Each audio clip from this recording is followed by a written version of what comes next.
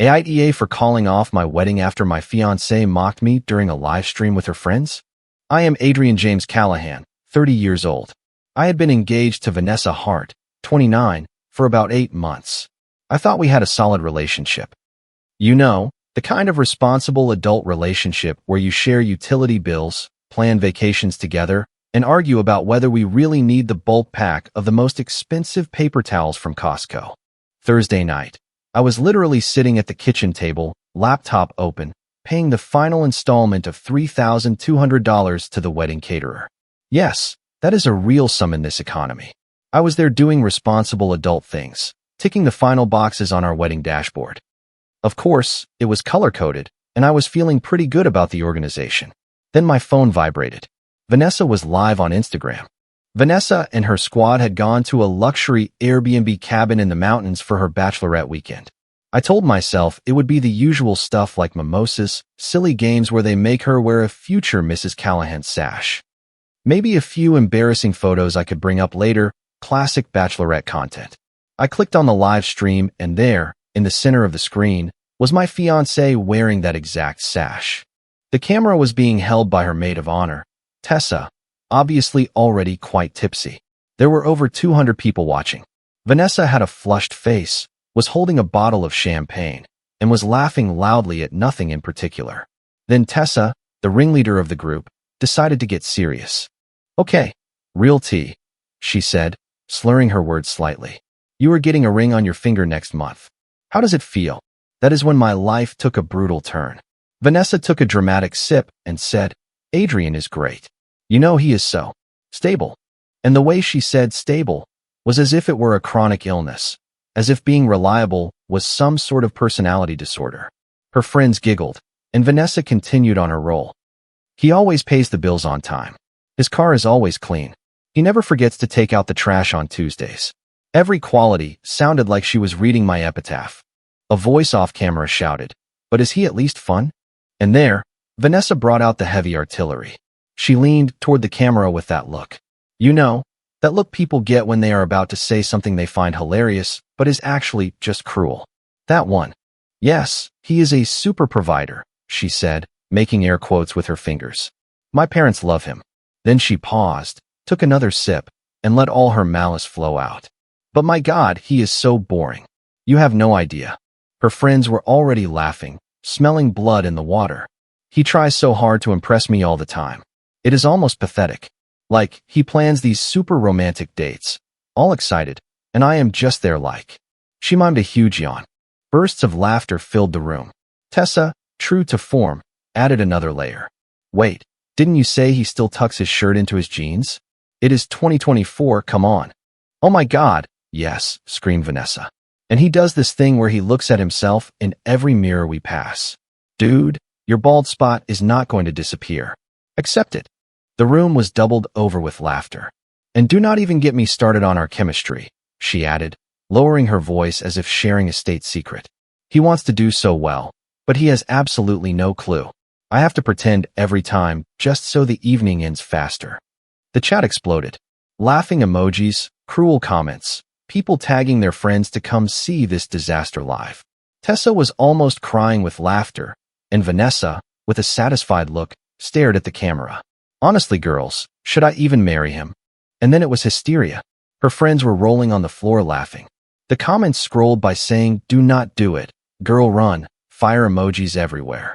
The camera shook because Tessa was laughing so hard. But wait, it was not over. Someone shouted from the back, "What about Julian?" And Vanessa's eyes lit up as if she had just remembered her favorite anecdote. "Oh my God, Julian," she exclaimed. Julian Price is a guy from her marketing department. I had met him at a few company mixers. "So last month at the company retreat," she began. And I told myself no, she is not actually going to go there. But she did. In front of more than 200 people, Vanessa started telling in detail how she had an intimate encounter with this guy in a hotel room during the company retreat. She laughed, her friends screamed with laughter, and she gave specific details about the affair that were incredibly inappropriate. Fortunately, I had already started recording the screen. Instinct, I suppose. Something told me I was going to need proof later. And I was there. Payment confirmation email still open on my computer. Watching the girl who was supposed to become my wife turn our relationship into a comedy sketch in front of strangers while admitting to infidelity. She was not asking her question for a laugh. She was asking because she genuinely did not know if she wanted to marry me, and she was asking 200 strangers on Instagram rather than me. Oh, and incidentally, she had been unfaithful with a colleague. That is when something shut off in my head, like a circuit breaker. The background noise of the apartment, the hum of the fridge, the cars outside on the street, everything became silent. I was logged in on my real Instagram account with my profile picture. I typed 2 words in the live chat, "Don't bother." Then I closed the app and saved the video. I closed my laptop and sat there for a moment. No anger, no panic, just a strange calm, like when you finally finish a puzzle that was driving you crazy. Then the practical side of my brain took over. I had about 12 hours before everything exploded. It was time to handle things. First step, the wedding venue. I opened my messages and found the contact for our coordinator, Lauren, a pro likely used to unstable situations. I typed the most polite message possible. "Hello, Lauren. This is Adrian Callahan. I am informing you that I am canceling our wedding scheduled for October 12th. I understand the deposit is non-refundable. Please confirm receipt of this message. Sincerely, Adrian Callahan." Sent. Next step, our wedding dashboard. This thing was our Bible. All the vendors, every deposit, all the dietary restrictions of the guests. Vanessa had given me edit access months ago. I made a copy to my personal drive. Then I went back to the original and did something magnificent. I found her name in the sharing settings and clicked Remove Access.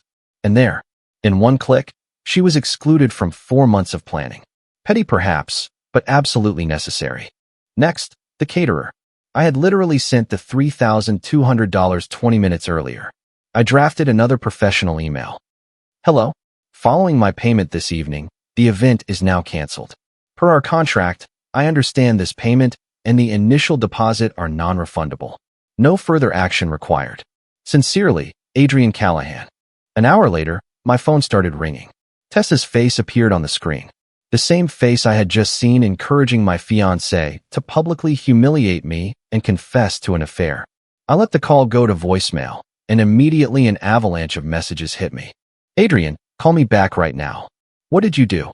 Vanessa just got an email from the venue. What is this mess?" I put my phone on silent and went to pour myself a drink. The thing is, I was not trying to hurt Vanessa. I was only answering her question. She asked if she should marry me, and I gave her my honest opinion. Everything else was just paperwork. Well, almost everything else. The next 24 hours looked like a hurricane on social media. My phone became the epicenter of the craziest collection of missed calls and messages I have ever seen. Vanessa tried to call me 53 times. Her voicemails covered the entire emotional spectrum. Confusion, anger, bargaining, anger again, then this arrogant rage, as if I was the one who had betrayed her by simply answering her own question. Tessa was also bombarding me with texts. "You need to fix this now." Then, "How can you be so heartless?" Quite ironic coming from the person holding the camera while my relationship was being massacred for content. But the real cherry on top was the group chat. Apparently, Tessa had created a sort of emergency chat with all our mutual friends titled Support Vanessa. I was obviously not part of it, but my buddy Ryan sent me screenshots. Tessa wrote, "Adrian completely snapped and canceled the wedding because of a harmless joke. Vanessa is devastated. He is being totally unreasonable and refuses to talk to her." The responses were unsurprisingly full of absolute drama. "Oh my God, what happened? Sending love to Vanessa. Men are so fragile." I did not reply to any of these messages. Instead, I did some long overdue housekeeping. You see, Vanessa and Tessa had this little side business where they made wedding invitations and graphics for social media. It was cute. Except they had been using my Canva premium account and my Adobe Creative Cloud subscription for a year. Basically, nearly $80 a month of software that they used to make money. I logged in, changed the passwords, and revoked all shared access. If they wanted to continue their business, they could now fund it themselves. Then I remembered our shared Amazon Prime account. My credit card was the primary one, and Vanessa ordered anything and everything at my expense. From beauty masks to protein powder. I logged out all devices and changed that password too. Friday afternoon, I heard Vanessa key in the lock. I was sitting on the couch reading a biography of a historical figure my father had recommended. Perfect timing, honestly. She walked in dragging her suitcase, still in the same clothes as during the live stream, looking exhausted. "You have 5 minutes to explain yourself," she said in a trembling tone, trying to sound authoritative like a prosecutor. "Explain what, Vanessa?" I looked up from my book. "You asked a question. I gave you an answer, then I acted accordingly. It was a joke. I was just having fun with my friends. It was my bachelorette party." Her tone rose with every sentence as if the louder she yelled, the more reality would bend to her will. "It was also a joke when you called me boring and mocked my appearance in front of hundreds of strangers? Or when you lied about it while your friends laughed? And the details about our intimate life, was that for laughs too? And Julian, was that a joke too?" Her face went pale. She had completely forgotten everything she had said live. "You were playing a role, Vanessa. You turned our relationship into a spectacle to entertain strangers. You humiliated me in a way I could not have even imagined. And you forgot that your most important audience was watching. No, you are the one who humiliated me," she screamed. "You commented so everyone could see. Then you called the venue. My phone will not stop ringing. Do you know how embarrassing this is? What am I supposed to tell people now?" "Oh, it must be very embarrassing," I replied calmly. "But you were the one broadcasting everything to hundreds of strangers. The humiliation started when you turned our relationship into ridicule and admitted to cheating on me. I only put an end to the show." Something broke in her eyes. She stood there, mouth open, looking for an angle to make me responsible. It was at that moment her phone started ringing. Tessa's name appeared on the screen. Vanessa answered immediately, putting her on speakerphone as if she wanted backup. "Vanessa, honey, where are you?" "Are you okay?" said Tessa's voice, dripping with fake concern. "I am at the apartment with Adrian. He is being completely unreasonable, and I am at my wit's end." Tessa interrupted her. "I am coming right over." I started recording with my phone. An instinct told me this was going to escalate, and I wanted proof. 5 minutes later, violent banging echoed at the door. I opened it. Tessa stood there, visibly having come over in her pajamas, her face red with anger. "How dare you?" she screamed before I could even speak. "You completely humiliated Vanessa. Everyone is talking about it. You are pathetic, you loser. Tessa, get out of my apartment now." But she pushed me and walked into the living room where Vanessa was playing the victim in tears. "Look what you did to her," continued Tessa. "She made a little joke and you ruined her entire life. You canceled everything without even talking to her. Are you a psychopath or what?" "The kind of guy who does not like being cheated on and ridiculed in public," I replied calmly, making sure the recording was still running. "You were holding the camera while she insulted me to amuse people." "Oh, stop your act," snickered Tessa. "You are playing the victim. Vanessa deserves better than a boring and insecure guy unable to take a joke. I am asking you one last time to leave my apartment before I call the police." She burst into a mocking laugh. "Call them then. Tell them your feelings were hurt. Vanessa does not need a loser like you. You did her a favor." Vanessa, silent until then, stood up with a dramatic sigh. "You are right, Tessa, I do not need this." She cast me a look full of contempt, then disappeared into the bedroom. Tessa continued in a tone full of disdain. "You want to know the saddest part? Vanessa was going to marry you out of pity." "I see," I said simply, still recording. Vanessa came back with a travel bag, her face frozen in an expression of wounded dignity. "Come on, Tessa, let us go somewhere where I am appreciated." They headed for the door. Tessa shot me a final venomous look. "Do not rejoice too quickly. You have not won. Vanessa has rights too. You know, you deserve to be destroyed, and we will see to it. Tessa, the next time you want to threaten someone, avoid doing it in front of a camera." I raised my phone, still filming. Her face went pale when she understood. They left without another word, slamming the door behind them. Vanessa spent the night at Tessa's place, which honestly relieved me. I needed space to think, and the apartment had not been this quiet in months. But the next morning, the madness kicked up a notch. My phone rang at 8 a.m. sharp. Vanessa's father, Thomas. Thomas is a great guy, a retired electrician, the type to have built his deck himself, the kind of father who really knows how to fix things. I had always gotten along well with him. "Adrian," his voice was heavy. "What is going on?" "Good Lord. Vanessa told me you had some sort of fit because she acted a little silly at her party and that you canceled everything without warning." I could hear it in his voice. He was relying on Vanessa's version, the one where she surely presented herself as the innocent victim of my excessive reaction. Thomas, that is not at all what happened.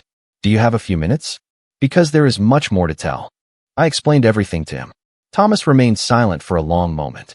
You could almost hear his thoughts turning. Son, he said slowly, that is not at all the version Vanessa told me. She told me she made a few jokes and that you exploded. I expected that a bit. That is why I recorded everything. Do you want me to send it to you? A long silence. Send it. I sent him the recording. It was about 15 minutes long. The worst part started around the 5th minute. He stayed silent for a moment. I will call you back. He hung up, and I continued my morning routine. About an hour later, my phone rang again. Thomas's voice had completely changed, tired, but also charged with an anger I had never heard from him. Good Lord, Adrian. I am so sorry. I had no idea she could be so cruel. The shame in his voice was evident. She told me you could not handle being called a stable and boring guy. She did not mention the intimate details, nor that she mocked your appearance, nor that thing with Julian, nor Tessa encouraging her. He stopped, choked up. I am not telling you this to turn you against your daughter, Thomas. I just wanted you to know the full story. No, son, I thank you for showing me the truth. What Vanessa did was not just a moment of drama or silliness. It was deliberate cruelty. His voice broke a little. I raised her better than that. At least, that is what I thought. I am sorry you had to go through that. Do not apologize for her behavior. I am the one who owes you an apology, and I am going to have a very serious discussion with my daughter about what I just saw. The conversation changed tone after that. It was no longer a tired father managing his daughter's whims, but a man truly ashamed of what his child had done to someone he appreciated. And now, he asked. Now we untangle our lives, I said. But untangling was easier said than done. The first real problem arrived 2 days later. I was going to start a game of Call of Duty to blow off steam when I noticed something missing from my TV stand, my PS4 controllers. I know what you were thinking, they are just controllers. No, wrong. They were not just any controllers. I had 2 limited edition ones at $200 each, in addition to the 2 classic ones. Vanessa knew how particular I was with my gaming setup, and she had taken them while packing her bags Friday night. I sat down and drafted a new email, copying Thomas this time. Subject, missing items and rent. Vanessa, I have no problem with you taking your things. However, I need my PS4 controllers returned immediately, all 4, including the 2 limited editions from the TV stand. They do not belong to you. They must be returned tomorrow. Regarding the apartment. Your rent is now 1 week overdue. Your share, which is $100, is due immediately, according to our lease. We are both legally responsible for the total amount. Any default in payment will affect our credit scores and could lead to eviction proceedings. Please settle immediately or sign a lease termination form with the landlord. Sincerely, Adrian. The phone rang 10 minutes later. I cannot believe you sent an email to my father. Vanessa was furious. Hi, Vanessa, I replied, putting on the speaker to continue making my coffee. Are you calling to tell me you paid the rent? I am not going to pay for a place where I no longer live. You kicked me out. I did not kick you out, Vanessa. You left after burning our engagement to ashes. Our obligation to the landlord did not leave with you. I am protecting my credit. You should do the same. This is so cruel. You want to destroy me. No, I just want to pay my bills. You know, those things you found stable and boring. Apparently, they are rather important. I hung up and went back to my coffee. Amazing how peaceful mornings could be without someone treating adult responsibility like a character flaw. But I was not done with the housekeeping yet. The recording of the evening was still on my phone, and I had been thinking about it for days. Vanessa worked in a medium-sized marketing firm, the kind that cares a lot about its image and enforces strict policies on employee conduct. I put the recording on Google Drive and waited a few days. Part of me simply wanted to delete it and move on. But I remembered Vanessa's smug face while she told that story, turning our relationship and her infidelity into entertainment for hundreds of strangers. So, I drafted a professional email to her company's HR department. Subject, inappropriate employee behavior. To whom it may concern, I would like to bring to your attention an incident involving 2 of your employees. Vanessa Hart and Julian Price. I have in my possession a video in which Ms. Hart publicly discusses inappropriate conduct between herself and Mr. Price during a company retreat, which may violate your internal policies regarding professional ethics and workplace relationships. The attached recording speaks for itself. I remain at your disposal for any further information. Sincerely, Adrian Callahan. I attached the Google Drive link and clicked send. Sometimes consequences know exactly how to find their way. The next act of this circus took place when Vanessa's mother, Diane, showed up at my place unannounced. Diane is what you call a classic Karen, complete with the blonde highlights. She has a constant need to speak to the manager and the conviction that the world revolves around her daughter. She was literally shaking with anger when I opened the door. Adrian James Callahan, she began, using my full name as if I were a punished student. How dare you destroy my daughter's life? She has been crying for days because of you. I just leaned against the doorframe, letting her get worked up. She was simply having fun with her friends. And you could not handle a little teasing. You were supposed to be a man. Real men do not throw fits over harmless jokes. Her voice was rising, her hands waving as if conducting an orchestra of anger. And now she is homeless, sleeping on a couch. All this because you cannot handle a little criticism. You ruined her reputation, cost her father thousands of dollars. And why? Your fragile little ego. I took out my phone and dialed a number while she continued to rant. Vanessa was the best thing that ever happened to you, and you ruined everything because. Hi, Thomas, I said into the phone. She cut off cleanly. Yes, I am fine. Small question, though. Why is Diane currently harassing me in front of my apartment right now? Diane's eyes went wide. The simple fact that I mentioned her husband's name had completely caught her off guard. Her mouth even opened in surprise. 1 second. Okay, I said to Thomas before looking at Diane. He wants to talk to you. I handed her the phone. She took it with a confused look as if she did not understand how her husband had ended up involved in this. Hello, Thomas? I am just trying to. That is when I heard him. Even from 3 feet away, I could hear Thomas's voice through the phone, and he was not happy. His voice was so loud I could make out most of what he was saying. Come home immediately. I told you not to get involved in this. You have no idea what actually happened. Diane's face went through several emotions. Confusion, embarrassment, then stubborn defiance. But Thomas, she is our daughter, and he yelled again through the handset. I caught snippets like saw the video, shameful, not another word. Diane tried to protest, keeping that arrogant energy even while being scolded by her own husband. I do not care what video you saw. I know my daughter. The line went dead. Thomas had just hung up on her. Diane stared at the phone for a moment, then handed it back to me with a forced smile that fooled absolutely no one. Well, she said, trying to salvage a little dignity. I still think you overreacted. She turned and left, but I could hear her muttering under her breath about real men and how no one understands poor Vanessa. I closed the door and went back to my coffee. Amazing how people change their tune when they realize they no longer have backup. Meanwhile, the Support Vanessa group chat was becoming a real salt mine regarding me. A few friends who were not completely lobotomized sent me screenshots. The dominant narrative was that I was cold and punitive. Cold and punitive simply because I was living my life and paying my bills while Vanessa had blown up our wedding live on the internet. But the real entertainment started when Tessa decided to add another layer. She created a new group chat, this time adding members of Vanessa's extended family and some of her coworkers. Her first message was a masterpiece of manipulation. Hi everyone. As you may have heard, Adrian had a huge, totally unjustified breakdown and canceled the wedding. Vanessa is obviously devastated. He completely overreacted to a simple joke she made at her bachelorette party, and now he refuses to speak to her. We are all trying to support her through this difficult time. The responses were as dramatic as they were predictable. OMG, what happened? Sending love to Vanessa.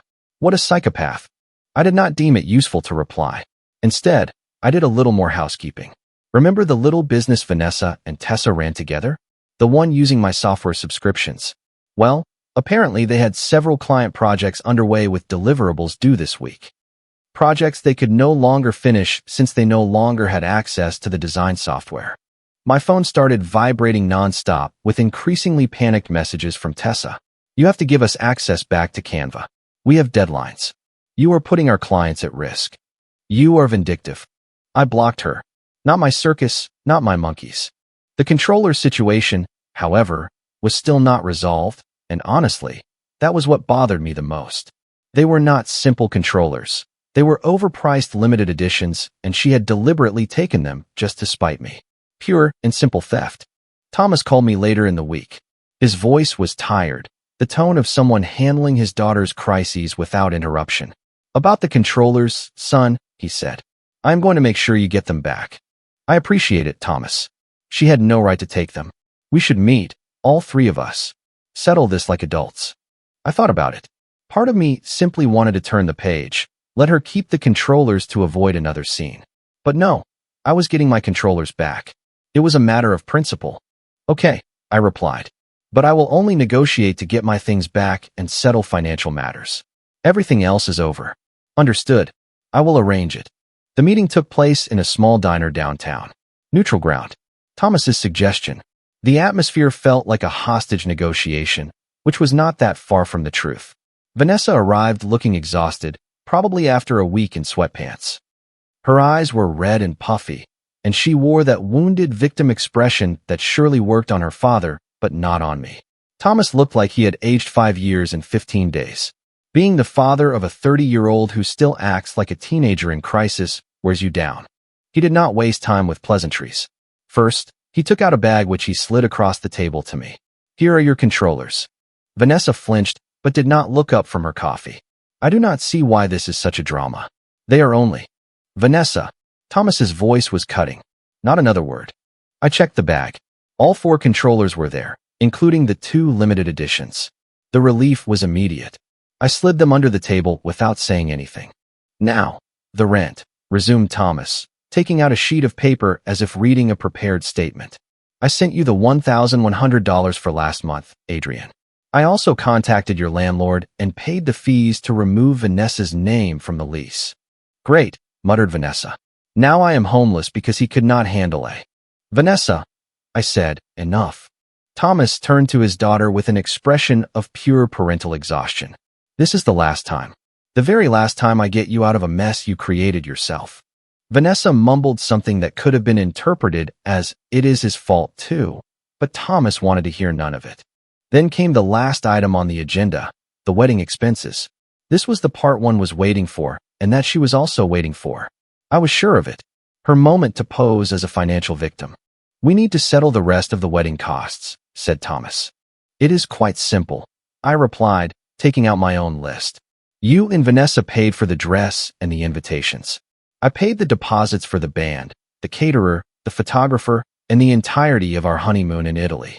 Without forgetting the engagement ring. Vanessa finally spoke up, her voice loaded with venom. So you're going to reimburse me for the dress, huh? I cannot even return it. I almost burst out laughing. Absolutely not.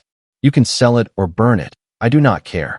As for my losses, I am going to sell the engagement ring to recoup part of the cost of the honeymoon.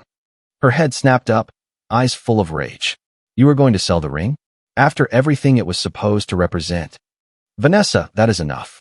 Thomas cut her off before she could ramp up. I leaned forward, keeping a calm voice. That ring was supposed to symbolize the life we were going to build together. You did not just doubt our marriage. You methodically destroyed every aspect of our relationship to make people laugh. Vanessa opened her mouth to retort, but Thomas raised his hand. That is enough, both of you. Adrian, that is more than fair. The definitive tone of my voice seemed to have hit her harder than everything else. There was nothing left to say. Thomas paid for his coffee in silence, and we left. I have never spoken to Vanessa again. It has been 4 months now, and the dust has finally settled. The apartment finally feels like mine. Clean, quiet, and stable. Yes, stable. I am adopting that word that Vanessa considered a curse. I managed to piece together the consequences through a few texts from mutual acquaintances and general chatter on social media. And honestly, it was more captivating than any Netflix series. Vanessa's situation went from bad to worse very quickly. First, Thomas cut her off completely. No more daddy's credit cards, no more financial bailouts, no more safety nets. Rumor has it he told her she was an adult and she made adult decisions, so she had to face the consequences. Apparently, seeing the recording of the live stream really opened his eyes to what his daughter had become. Then, things got really interesting. Vanessa and Tessa had a huge fight where Vanessa blamed Tessa for everything that happened, including for streaming live. Yes, apparently it was Tessa's idea from the start. For encouraging her, for pushing her to say all those things. Tessa did not accept that and told Vanessa she was tired of being her scapegoat and her free therapist.